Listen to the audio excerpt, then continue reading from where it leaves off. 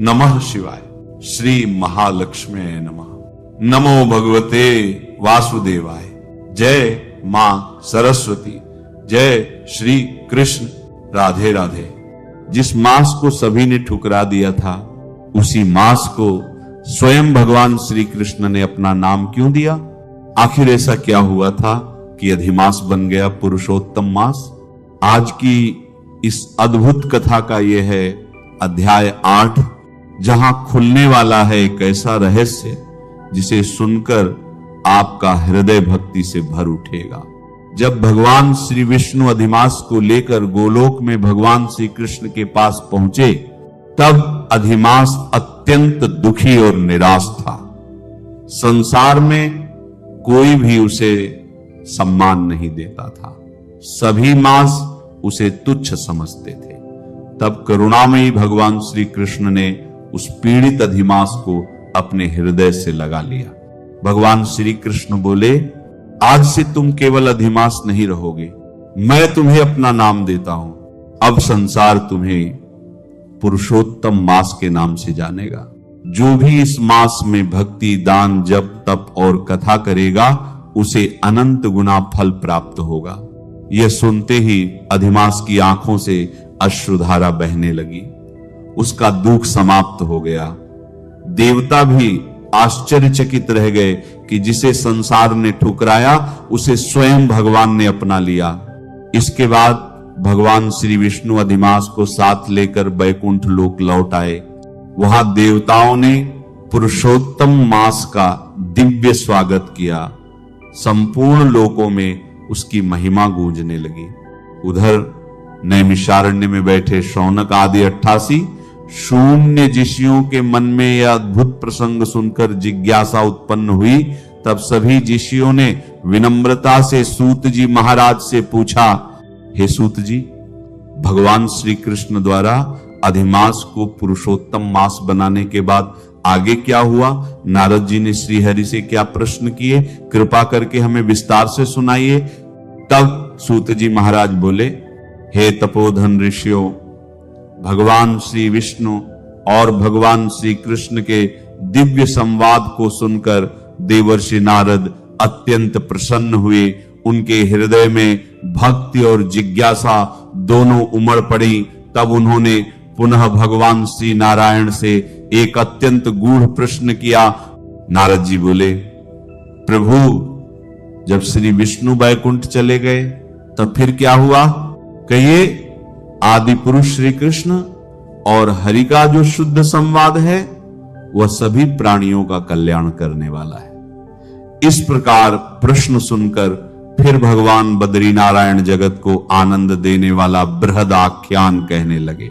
श्री नारायण बोले, इसके बाद श्री विष्णु बड़े प्रसन्न होकर बैकुंठ गए और वहां जाकर हीन अर्थात अधिमास को अपने पास ही बसा लिया। अधिमास बैकुंठ में वास करके अत्यंत प्रसन्न हुआ और 12 महीनों का राजा होकर श्री विष्णु के साथ ही रहने लगा। 12 मासों में मलमास को श्रेष्ठ बनाकर अब श्री विष्णु उससे संतुष्ट हो गए हैं। इसके बाद भक्तों पर कृपा करने वाले भगवान युधिष्ठिर और द्रौपदी की ओर देखते हुए कृपा करके अर्जुन से ही बोले, श्री कृष्ण बोले, हमको मालूम होता है कि तपोवन में आकर आप लोगों ने दुखी होने के कारण पुरुषोत्तम मास का आधार नहीं किया। वृंदावन की शोभा के नाथ भगवान के प्रिय पत्र पुरुषोत्तम मास आप वनवासियों का प्रमाण से बीत गया। कारण कि भाई से संतुष्ट मां, आप सभी लोगों ने भाई और द्वेष से मुक्त होने के कारण प्राप्त पुरुषोत्तम मास का ध्यान ही नहीं किया। चतुर्य गुण से युक्त यह अपने पिता की एकमात्र इकलौती कन्या थी, इसलिए चतुर गुणवती सुंदरी यह पिता की बड़ी लाडली थी। मेधावी ने सदा पुत्र की तरह शास्त्र में पंडित और नीति शास्त्र में भी प्रवीण थी। इसकी माता इसकी छोटी अवस्था में ही गई। अपनी सखियों के पुत्रादि सुख को देखकर इसको भी इच्छा हुई और तब यह सोचने लगी कि हमें भी यह सुख कैसे मिलेगा। गुण और भाग्य का निधि, सुख देने वाला पति और शतपुत्र कैसे होंगे। कृष्ण वैपायन व्यासदेव से प्राप्त विद्या के आराधना में तट पर रणवीर अर्जुन के इंद्रकील पर्वत पर चले जाने पर उसके वियोग से दुखी होकर आप लोगों ने पुरुषोत्तम मास को जाना ही नहीं। अब यदि आप यह पूछें कि हम अब क्या करें, तो मैं बस यही कहूंगा कि भाग्य का अवलंबन करो। पुरुषों का जैसा अदृष्ट होता है वैसा ही सदा भजता है। भाग्य से उत्पन्न जो फल है वह अवश्य ही भोगना पड़ता है। सुख दुख भाई कुशलता इत्यादि भाग्य के अनुसार ही मनुष्यों को प्राप्त होते हैं। इसलिए अदृष्ट पर विश्वास रखने वाले आप लोगों को अदृष्ट पर ही निर्भर रहना चाहिए। अब इसके बाद आप लोगों के दुख का दूसरा कारण और बड़ा आश्चर्यजनक इतिहास के सहित कहते हैं। महाराज, हमारे मुख से कहा हुआ सुनो। श्री कृष्ण बोले, ये भाग्यशालिनी द्रौपदी पूर्व जन्म में बड़ी सुंदर मेधावी ऋषि के घर में उत्पन्न हुई थी। समय पाकर जब ये 10 वर्ष की हुई तब कमनीय रूप और लावण्य से युक्त अति सुंदरी और अरुण कमल नेत्र से शोभायमान हुई। चातुर्य गुण से युक्त यह अपने पिता की एकमात्र इकलौती कन्या थी, इसलिए चतुर गुणवती सुंदरी पिता की बड़ी लाडली थी। मेधावी ने सदा पुत्र की तरह शास्त्र में पंडित और नीति शास्त्र में भी प्रवीण थी। इसकी माता इसकी छोटी अवस्था में ही गई। अपनी सखियों के पुत्रादि सुख को देखकर इसको भी इच्छा हुई और तब यह सोचने लगी कि हमें भी यह सुख कैसे मिलेगा। गुण और भाग्य का निधि सुख देने वाला पति और सत्पुत्र कैसे होंगे। इस प्रकार मन में विचारती हुई यह सोचने लगी, पहले मेरा विवाह उपस्थित था किंतु भाग्य ने बिगाड़ दिया। अब क्या करने से या फिर क्या जप से, किस देवता की उपासना करने से, या फिर किस मंत्र की शरण में जाने से, या फिर किस तीर्थ का आश्रय करने से मेरी मनोकामना पूर्ण होगी। मेरा भाग्य नहीं फलता है। पंडित भी मेरे पिता मेरे ही दुर्भाग्य से मूर्ख हो गया है। बड़ा आश्चर्य है, विवाह का समय उपस्थित होने पर भी मेरे समाज वालों को पिता ने नहीं दिया। मैं अपनी सहेलियों के बीच प्रमुख हूं किंतु कुमारी होने के कारण पति दुख से पीड़ित हूं। जैसे मेरी सखियां पति सुख भोगने वाली हैं वैसे मैं नहीं हूं। मेरी भाग्यवती माता क्यों पहले गई। इस प्रकार चिंता से व्याकुल कन्या मनोरथ रूपी समुद्र के मोह रूपी जल में निमग्न होकर शोक रूपी लहरों से पीड़ित हो गई। इसके पिता मेधावी ऋषि भी कन्यादान के लिए कन्या के समान वर ढूंढने हेतु देश विदेश में घूमने के लिए निकले। ज्वर ने उन्हें आ घेरा। उस ज्वर से सब अंग ऐसे फटने लगे जैसे सभी अंग टूटकर अलग हो जाएंगे और ज्वर की तीव्र ज्वाला से व्याकुल होकर सांस लेते हुए मदिरा पान से उन्मत्त की तरह लड़खड़ाते गिरते पड़ते किसी तरह वे घर में आए और आते ही धरती पर गिर पड़े।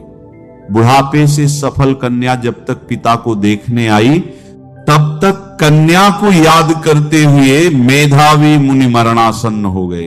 भाग्य के फल रूप बाला कांपने लगी और कन्यादान प्रसंग से उठा हुआ जो महोत्सव था वह भी जाता रहा। इसके बाद पहले किए हुए कठोर आश्रम धर्म के परिश्रम के प्रभाव से संसार वासना को त्याग कर भगवान में मन को लगाने लगे। उस मरणासन्न मेधावी ऋषि ने शीघ्र ही नील कमल के समान श्याम त्रिवली से सुंदर आकृति वाले श्री पुरुषोत्तम हरि को याद किया। वे रस के स्वामी हैं, राधारमण हैं, प्रचंड भुजदंड से दूर से ही देवताओं के शत्रु दैत्यों का संहार करने वाले हैं, कुमारी गोपिकाओं के उतारे हुए वस्त्र हरण करने वाले हैं, श्री कृष्ण हैं, गोविंद हैं। संसार में निम्न की रक्षा कीजिए, इंद्रियों के ईश्वर आपको प्रणाम है। इस प्रकार मेधावी के वचनों को दूर से ही सुनकर श्री भगवान के दूत चटपट मुकुंद लोक से आए और उसे मरे हुए मुनि को हाथ से पकड़कर ईश्वर के चरण कमल में ले गए। इस प्रकार अपने पिता के मरण को निकलता देखकर वह कन्या विलाप करने लगी और पिता के शरीर को अपनी गोद में रखकर बहुत जोर जोर से रोने लगी। चकवा पक्षी की तरह बहुत देर तक विलाप करने के बाद अत्यंत दुख से व्याकुल हुई और अपने पिता को जीवित समझकर बोली, है पिता, है कृपा सिंधु, अपनी कन्या को सुख देने वाले, मुझे आज किसके पास छोड़कर आप बैकुंठ सिद्धार गए? पिताश्री, अब मेरी कौन रक्षा करेगा? आज मेरे भाई बंधु माता आदि कोई भी नहीं है। हे तात, मेरी भजन वस्तु की चिंता कौन करेगा? कैसे मैं रहूंगी इस शून्य वेदनी रहित निर्जन वन की तरह? आपके घर में माता जाऊंगी, ऐसे जीने में भला क्या रखा है? आप कहां चले गए? तपोनिधि थे, अब यहां आइए और अमृत के समान मधुर बातचीत कीजिए। आप क्यों चुप हो गए? तात, बहुत देर से आप सोए हुए हैं, अब तो जागिए। ऐसा कहकर आंसू बहाती हुई गदगद कन्या विलाप करने लगी और पिता के मरण से दुखी हुई आर्ता चकवा पक्षी की तरह जोर से रोने लगी। उस लड़की का रोना सुनकर उस वन में रहने वाले ब्राह्मण आपस में कहने लगे, इस तपोवन में अत्यंत क्रूर शब्द से कौन रो रहा है? ऐसा कहकर सब तपस्वी चुप होकर यह निश्चय कर कि यह मेधावी ऋषि की कन्या का शब्द है। घबराए हुए हाहाकार करते हुए मेधावी के घर में आए और वहां आकर सबने कन्या की गोद में मरे हुए मेधावी को देखा। देखकर उस वन के रहने वाले सभी मुनि भी विलाप करने लगे। फिर कन्या की गोद में से उन्हें लेकर शिवा मंदिर के पास शमशान घाट पर गए। वहां लकड़ी की चिता बनाकर विधि से अंत्येष्टि कर्म कर उसका दाह संस्कार किया। दाह करने के बाद कन्या को समझा बूझकर सभी ऋषि अपने अपने आश्रम में चले गए। इधर कन्या भी धैर्य धारण कर यथाशक्ति क्रिया के लिए द्रव्य खर्च करने लगी। इस प्रकार पिता की मरण क्रिया को करके कन्या इसी तपोवन में रहने लगी और पिता के मरण रूप दुखाग्नि से झुलसी हुई रंभा की तरह दुखी होकर, और जैसे बछड़े के मर जाने से गाय चिल्लाती है और खाती नहीं बल्कि कमजोर होती जाती है, वैसे ही ये बाला भी दुखी हो गई। जो कुछ भी आगे हुआ, देवर्षि नारद ने भगवान श्री नारायण से कौन सा ऐसा रहस्यमयी प्रश्न पूछा जिसे सुनकर स्वयं देवता भी आश्चर्य में पड़ गए। और पुरुषोत्तम मास की वह कौन सी अद्भुत महिमा थी जिसे जान लेने मात्र से मनुष्य के जीवन के पाप, दुहक और दरिद्रता मिटने लगती है। आखिर भगवान श्री हरि ने नारद जी को ऐसा क्या दिव्य रहस्य बताया जो कलयुग के प्राणियों के उद्धार का मार्ग बन गया? ये सब आप अगले अध्याय में अवश्य सुनिएगा। तब तक श्री हरि का नाम अपने हृदय में बसाए रखिए, भगवान विष्णु के चरणों का स्मरण करते रहिए और पुरुषोत्तम भगवान की कृपा अपने जीवन में अनुभव करते रहिए। नमः शिवाय। श्री महालक्ष्मी नमः। नमो भगवते वासुदेवाय। जय मां सरस्वती। जय श्री कृष्ण। राधे राधे। राधे राधे दोस्तों, उम्मीद है कि यह वीडियो अच्छा लगा होगा आपको। अभी तक अपने चैनल को सब्सक्राइब नहीं किया तो चैनल को सब्सक्राइब कर दीजिएगा। यह वीडियो अधिक मास कथा अध्याय 8 के बारे में बताया गया है और इसे ढेर सारा शेयर कर दीजिएगा दोस्तों। प्रेमानंद महाराज जी ने बहुत अच्छी तरह से इसे समझाए हैं। चैनल को सब्सक्राइब करके बेल बटन को दबा दीजिएगा ताकि आने वाले जब भी मैं पोस्ट करूं वीडियो ना तो आपको नोटिफिकेशन एक मिलेगा और आप वीडियो को सबसे पहले देख सकते हैं। तो चलो फिर से मिलते हैं एक नए भक्ति वीडियो में अध्याय 9 के साथ। तब तक अपना ध्यान रखिएगा। भगवान नारायण का कृपा सभी पे बना रहे हैं। धन्यवाद। राधे राधे।